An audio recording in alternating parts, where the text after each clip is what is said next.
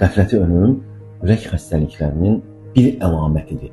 Bəlkə də birinci əlamətidir. Bax, mədə problemi olan insan necə ola bilər? Nədən şikayət edəcək?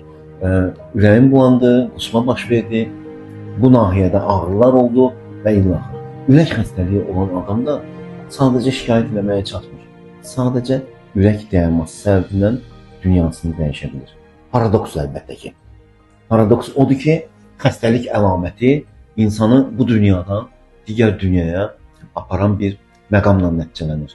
Amma bu belədir. Bizim təbabətimizin acı həqiqətlərindən biridir. Neyniyək ki, baş verməsin? Neyniyək ki, özümüzü qoruyaq? Necə eləyək ki, Allah gecindən versin deyək?